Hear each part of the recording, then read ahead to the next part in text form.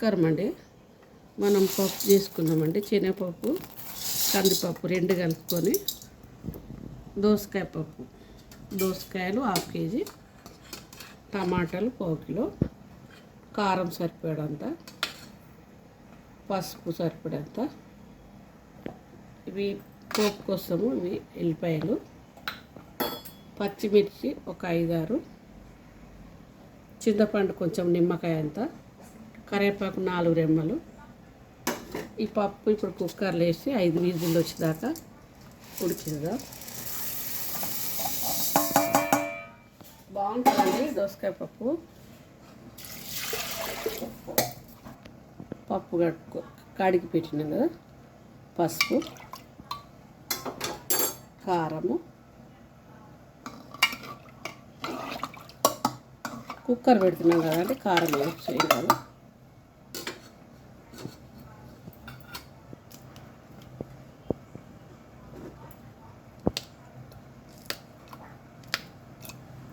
టమాటాలు,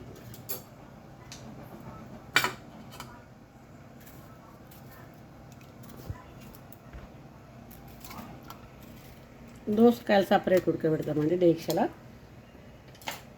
దోసకాయలు, ఇక ఉల్లిగడ్డ అండి, ఉల్లిగడ్డ బాగుంటుంది ఉల్లిగడ్డ ఇలా తీస్తే. దోసకాయలు ఇంట్లో ఉడకబెడదాం దీంట్లో సపరేట్. అది మెత్తగా రుబ్బాలి కదా, ఇది కొంచెం సపరేట్ ఉడకబెట్టేసి ఇది రుబ్బినాక ఇది కలిపితే బాగుంటుంది.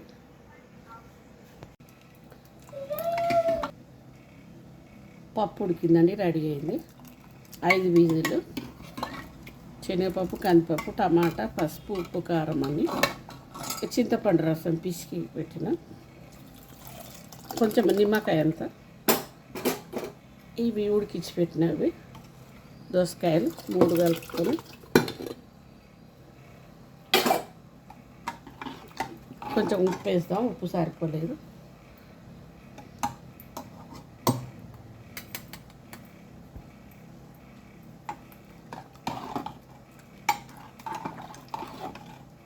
దీన్ని పగర్చుకుందాం అంతే.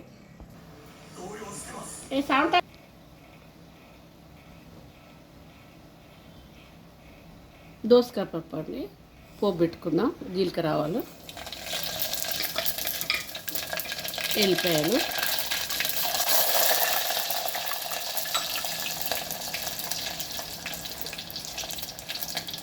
ఎండుమిర్చి,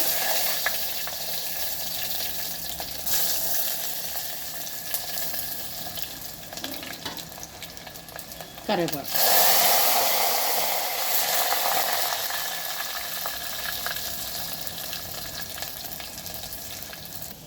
పోపు రెడీ అయిందండి, పప్పులో పోసుకున్నాం.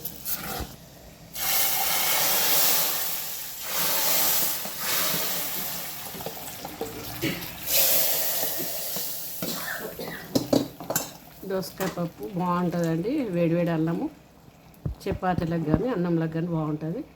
మీరు కూడా చేసుకొని తినండి. దోసకాయ, కందిపప్పు, కొంచెం శనగపప్పు బాగుంటుందండి. థ్యాంక్స్ అండి. మా వీడియోలు షేర్ చేయండి, లైక్ చేయండి, సబ్స్క్రైబ్ చేసుకోండి.